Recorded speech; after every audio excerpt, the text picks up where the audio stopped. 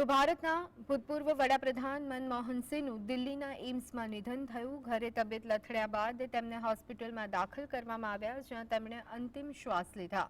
મનમોહન સિંહ 2004થી 2014 સુધી વડાપ્રધાન પદ તેઓએ સંભાળ્યું હતું.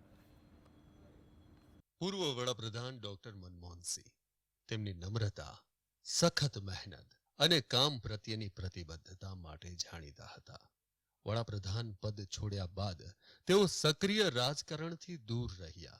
વડાપ્રધાન પદ છોડ્યા બાદ મનમોહનસિંહ તેમની પત્ની સાથે રહેતા હતા. પૂર્વ વડાપ્રધાનને ખૂબ જ સાદું જીવન જીવવું પસંદ હતું. બહુ ઓછું બોલતા.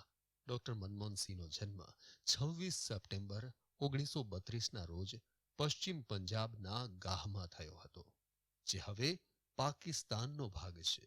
તેમના પિતાનું નામ ગુરમુખસિંહ અને માતાનું નામ અમૃત કૌર. તેમણે 1952 થી 1954માં પંજાબ યુનિવર્સિટીમાંથી અર્થશાસ્ત્રમાં સ્નાતક અને માસ્ટરની ડિગ્રી મેળવી.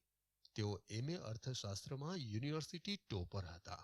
તેમણે 1957માં કેમ્બ્રિજ યુનિવર્સિટીમાંથી ઇકોનોમિક્સમાં ટ્રિપોસ પણ કર્યું છે.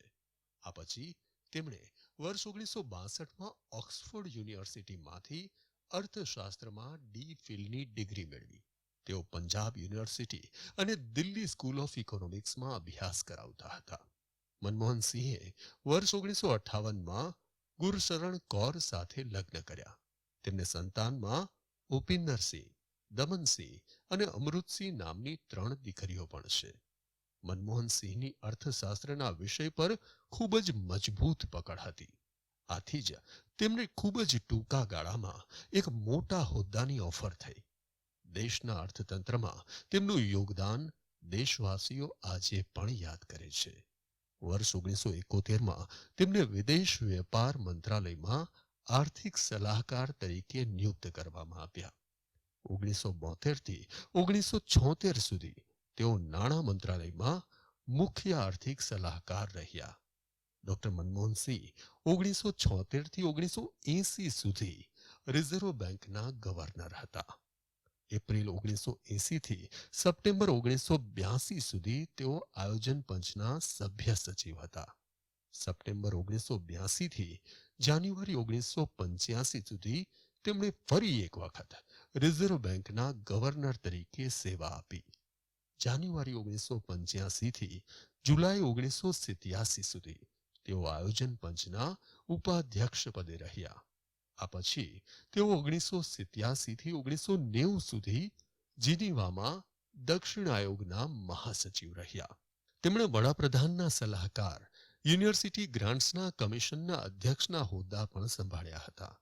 પૂર્વ વડાપ્રધાન મનમોહનસિંહને ઘણા પુરસ્કારોથી સન્માનિત કરવામાં આવ્યા. જ્યારે PV નરસિંહા રાવની સરકારમાં તેમને નાણામંત્રી બનાવવામાં આવ્યા, તે સમયે દેશ ગંભીર આર્થિક સંકટનો સામનો કરી રહ્યો હતો. PV નરસિંહા રાવ સાથે મળીને તેમણે વિદેશી રોકાણનો માર્ગ મોકળો કર્યો. નાણાપ્રધાન રહીને તેમણે દેશમાં આર્થિક ઉદારીકરણની નીતિઓ અમલમાં મૂકી. મનમોહનસિંહે ઉદારીકરણની નીતિ અપનાવીને વિદેશી રોકાણને પ્રોત્સાહન આપ્યું, જેના કારણે ભારત વિશ્વ બજાર સાથે જોડાયું. મનમોહનસિંહ 1998થી 2004 સુધી વિપક્ષના નેતા પણ રહ્યા. જો કે 2004ની લોકસભા ચૂંટણીમાં કોંગ્રેસ પાર્ટીની જીત બાદ તેમણે 14મા વડાપ્રધાન તરીકે શપથ લીધા.